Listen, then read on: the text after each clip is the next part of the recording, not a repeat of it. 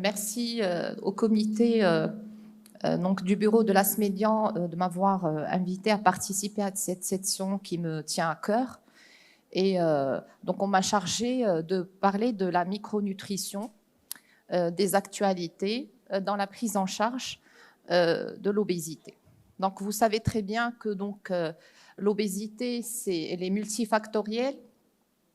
C'est la résistance de plusieurs interactions épigénétiques, génétiques, environnementales, économiques, sociales, mais aussi, bien sûr, en plus de l'excès de l'apport du dérèglement de la balance énergétique, il y a le neurosensoriel, le neuropsychique, et puis les carences maintenant en micronutriments qui sont impliqués dans la genèse et l'aggravation de l'obésité.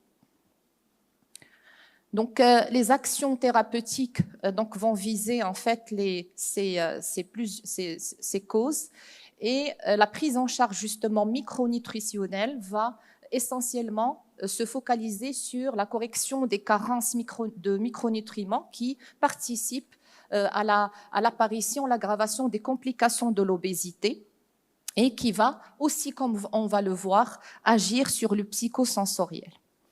Donc, les différents axes de la prise en charge de l'obésité, et donc la micronutrition fait partie en fait des paliers thérapeutiques, mais comme ça, présenté séparément, ça ne veut rien dire, puisqu'en fait la prise en charge de l'obésité est holistique et donc nécessite en fait la gestion de tous ces axes-là.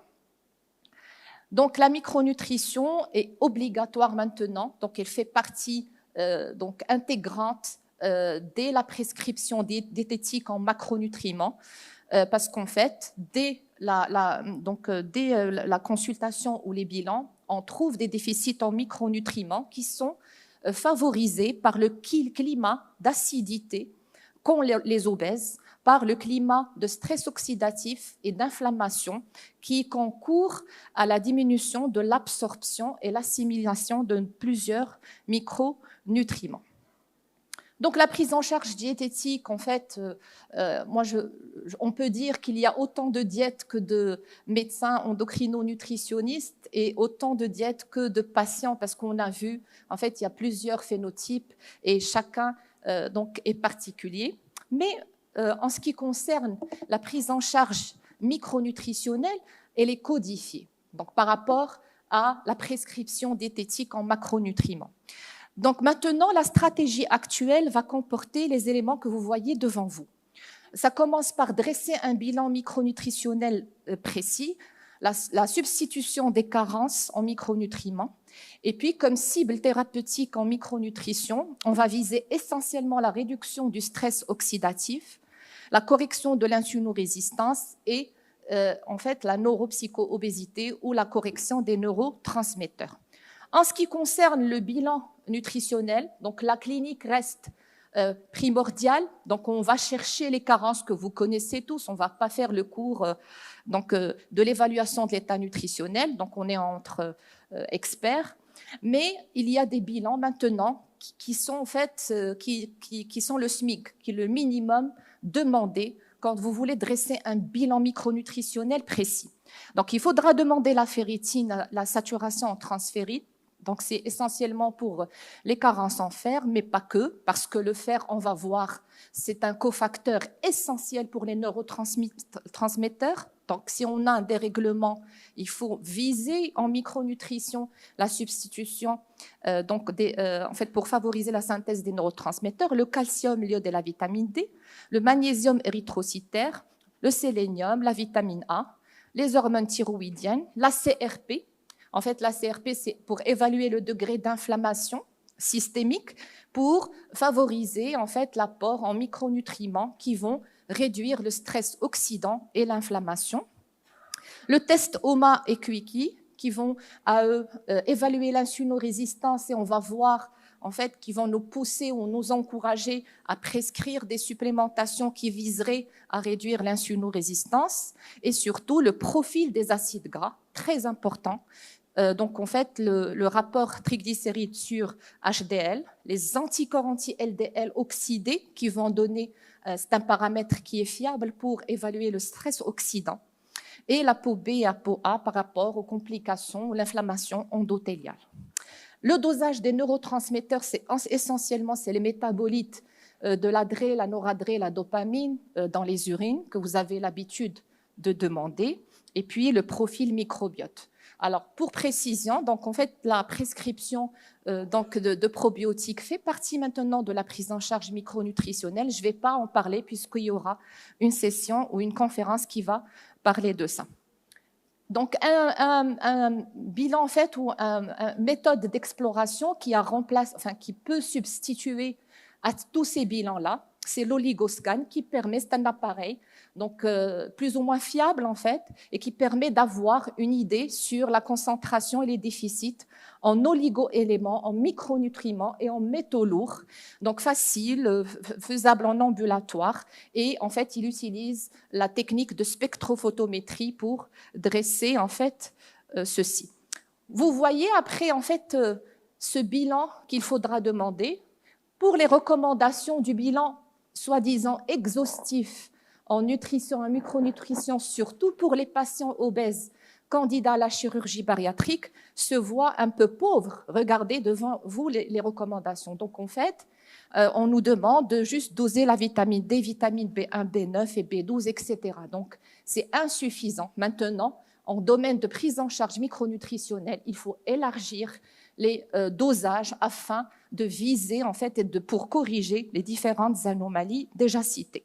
La substitution en carence, donc il faut savoir que les carences inéluctables qui se trouvent chez presque tous les obèses, qui ont été en fait rapportées par les méta-analyses, c'est la corrélation presque étroite de la carence en vitamine D dans le groupe, enfin les carences en groupe B, surtout le B1, B6, B9 et B12, le magnésium, le couple zinc-cuivre et le fer, donc chez les obèses.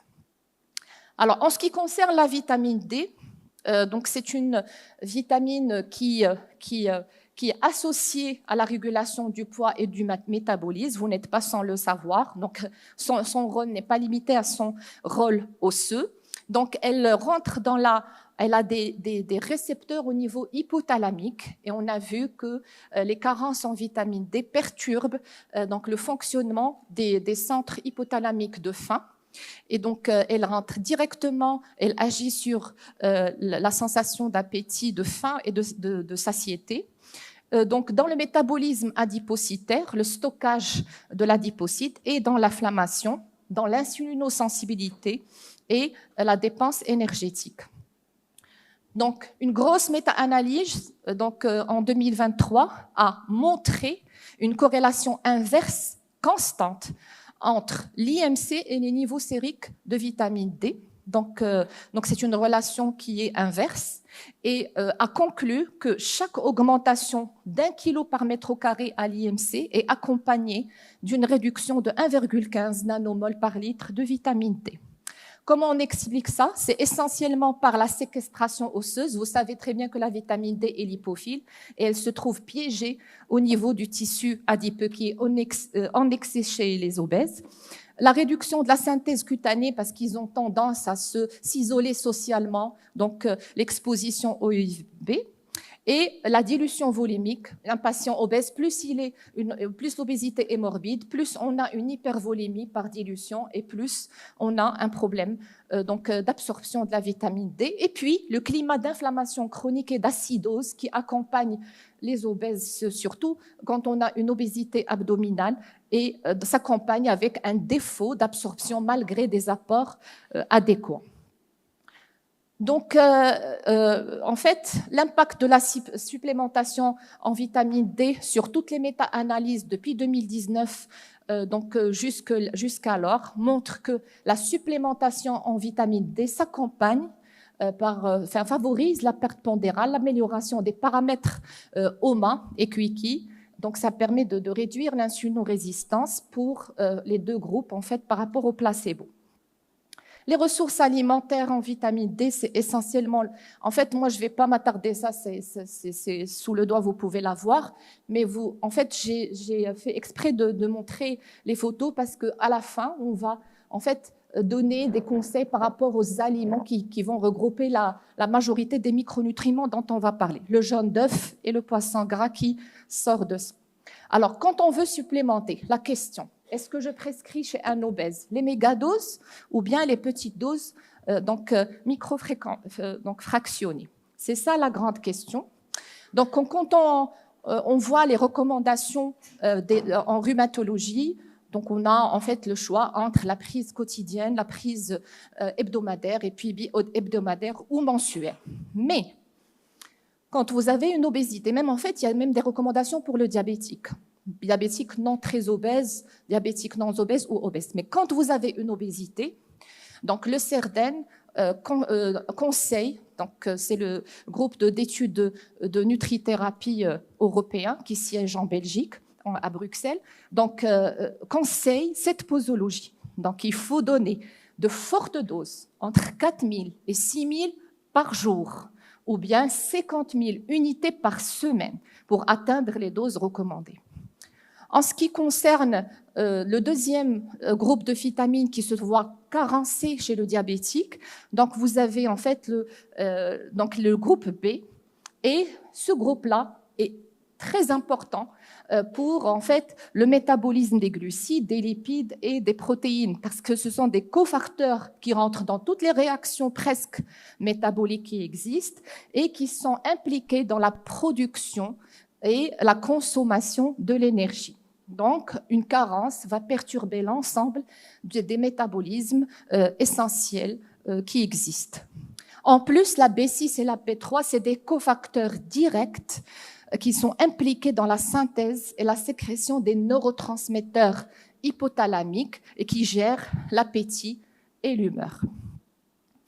En ce qui concerne les carences en vitamine D dans l'obésité, pourquoi, malgré l'apport qui pourrait subvenir aux besoins, on a presque toujours des carences? Parce qu'en fait, le climat aussi là d'inflammation va en fait réduire l'absorption des vitamines B, et il y a aussi les phénomènes de malabsorption qui sont essentiellement liés aux troubles de transit, qui sont aussi corrélés aux troubles du microbiote, donc des anomalies du microbiote. En plus, si vous avez des patients qui prennent quelques médicaments, essentiellement la metformine, vous avez une diminution de l'absorption de la B12. La même chose, en fait, je ne vous donne pas ça pour vous l'avez sous les doigts, mais regardez, j'ai mis en caractère, et il y a deux choses qui sortent le groupe B. Vous avez la volaille et vous avez le jaune d'œuf. Si vous conseillez à vos patients un apport régulier jaune d'œuf, volaille, poulet, en fait, vous faites le tour, vous subvenez donc aux besoins de la plupart donc, de ces groupes. La supplémentation en vitamine B donc, devra se faire après dosage donc, précis.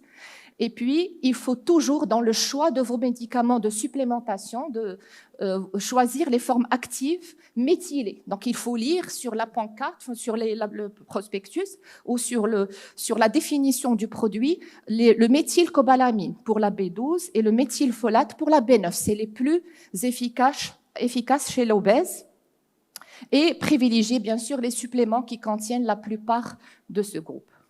En ce qui concerne le magnésium, on peut dire que le magnésium, c'est parmi les oligo-éléments les plus carencés chez l'obèse et les plus corrélés à l'insulinorésistance et au stress oxydatif. Pourquoi? Eh bien, tout simplement parce que c'est le cofacteur essentiel de nombreuses enzymes qui sont directement impliquées dans le métabolisme glucidique et lipidique. Et donc les mécanismes en fait qui expliquent cette carence, c'est essentiellement l'augmentation du stress oxydatif qui réduit l'absorption du magnésium, et donc en fait c'est le climat d'inflammation chronique qui en fait impacte directement le métabolisme du magnésium. Donc, les ressources alimentaires, c'est essentiellement les légumineuses, mais sur les derniers documents que j'ai lus pour préparer en fait cette conférence, ils ont dit maintenant, actuellement, les eaux minérales constituent l'origine, la source alimentaire la plus riche en magnésium. C'est une chose que je ne savais pas personnellement. Alors, quand et comment les formes de magnésium à privilégier? Donc, vous privilégiez la bisglycinate de magnésium essentiellement, et vous la prescrivez à la dose de 375 et 400 milligrammes. Donc, vous voyez devant vous, selon c'est différent. En fait, les besoins chez l'homme dépassent ceux de la femme. Et la durée du traitement, en fait, ça dépend des niveaux, de la correction du niveau sérique. Alors, en ce qui concerne le zinc, donc il ne faut jamais voir le zinc à part. Il faut toujours donc l'associer au cuivre et on va savoir pourquoi. Donc, c'est un puissant anti-inflammatoire. Et donc, sa carence, quand il est plus là, enfin, quand il y a une réduction, il y a une aggravation de la sécrétion des interleukines, des peptides et des hormones pro-inflammatoires par le tissu adipeux, ce qui aggrave la résistance à l'insuline. Donc, en ce qui concerne le stress oxydatif, vous savez que maintenant, la plus puissante enzyme antioxydante de l'organisme est la SOD, ça c'est la superoxyde dismutase. Donc c'est la superenzyme antioxydante de l'organisme. Et ben le cofacteur principal c'est le cuivre et le zinc. Donc sa carence permet bien sûr une défaillance de cette enzyme et puis une aggravation du stress oxydatif. Et en plus, vous avez en fait le manque de zinc va conduire aux hypothyroïdies frustes parce que, comme vous le savez très bien, donc c'est un cofacteur du métabolisme des hormones thyroïdiennes. Le cuivre, il rentre directement dans le stockage de l'adipocyte, donc dans la régulation de l'adipogénèse, parce que c'est un cofacteur génique qui va aller directement dans l'expression de l'adipocyte et qui va, en cas de carence, être responsable d'accumulation des graisses. La production d'énergie, c'est un cofacteur du cytochrome. Quand il y a une carence, donc vous brûlez moins. Et donc, moi, j'ai adoré la présentation de professeur Ansari parce que en essayant de corréler les mécanismes physiopathologiques de micronutriments, on peut facilement comprendre par la micronutrition adapter en fait selon les profils, les 4 profils qu'elle vient de citer. Donc la protection cardiovasculaire, le cuivre, est directement lié à la safety et à la protection endothéliale. Le plus important, c'est qu'il ne faut jamais regarder l'un sans l'autre. Pourquoi ? Parce que, en fait, quand vous allez prendre le zinc plus que le cuivre, donc une surcharge en zinc va bloquer l'assimilation du cuivre et vice-versa. Donc, les études, en fait, toutes les méta-analyses récentes ont montré que le zinc, quand il y a une association inverse entre la carence en zinc et l'IMC, et que après la supplémentation, vous avez une amélioration des chiffres glycémiques et des paramètres d'insulino-résistance. Pour le cuivre, en fait, c'est essentiellement le profil lipidique. Donc, quand il y a une supplémentation, en comparaison avec le groupe placebo, on a une amélioration du profil lipidique et sur la dépense énergétique. Donc, c'est essentiellement, en fait, le zinc, c'est les fruits de mer et le cuivre, c'est essentiellement les champignons. Alors, comment prescrire ? Toujours, en fait, il faut s'assurer. Vous savez très bien qu'après le Covid, maintenant, les gens, à l'avènement de chaque grippe, ils commencent à prendre le zinc à tort et à travers et on se retrouve avec des surcharges en zinc. Donc, il faut absolument un bilan. Il faut doser le zinc donc, pour essayer donc, de subvenir et de proposer la dose correcte. Donc, pour le zinc, il faut les gluconates de picolinate, 15 à 30 mg par jour. Et pour le cuivre, il faut choisir chez l'obèse la bicyclinate ou citrate à la dose de 1 à 2 mg par jour. La carence en fer est corrélée à l'obésité, donc parce qu'il y a le manque de fer favorise les compulsions alimentaires et le grignotage. Il est impliqué aussi dans les fonctions cognitives, dans la sensation de satiété, mais donc l'excès aussi en fer va donner le mécanisme inverse, il va aggraver l'insulino-résistance. C'est pour ça qu'à chaque fois, combien il me reste ? Donc je passe rapidement.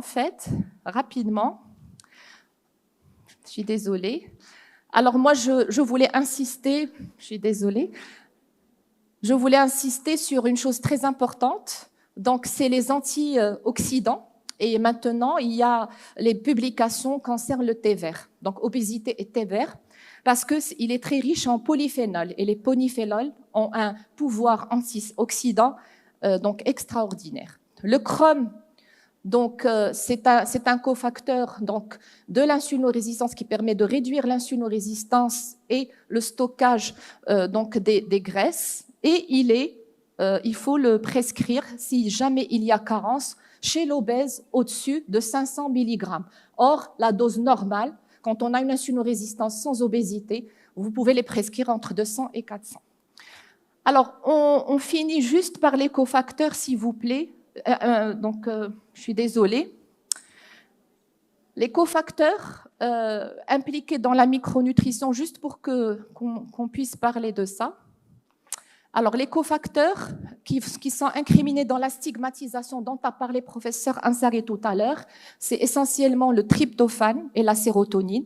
Donc, il faut encourager en fait les acides aminés précurseurs, donc les aliments qui contiennent le tryptophane et la tyrosine, les cofacteurs B, magnésium, fer, zinc et vitamine C. Donc, l'oméga 3 qui favorise la fluidité membranaire, et la prescription est la suivante. Donc, si vous avez en fait des problèmes donc de stress chronique, d'astigmatisation, troubles de sommeil, troubles du comportement alimentaire. Donc, en plus de la thérapie cognitive ou comportementale, l'adjonction du tryptophane à 250 mg par jour, du phénylalanine entre 1000 et 1500 par jour, la tyrosine de 100 à 400 par jour, permet vraiment d'améliorer le profil émotionnel du patient. Donc, je conclus. Donc, les stratégies maintenant en micronutrition sont très bien codifiées par rapport en fait aux prescriptions diététiques où on a en fait un méga choix. Et donc, en fait, il repose essentiellement sur ces oligo-éléments dont on a parlé, la liste dont on a parlé. Donc, il faut se focaliser sur ça et toujours en fait essayer de supplémenter les oligo-éléments qui sont méga carencés, comme le magnésium, comme donc le fer, comme le groupe B, et en fait les acides aminés précurseurs des neurotransmetteurs. Et je vous remercie pour votre attention. Merci, chère amie Rizlan.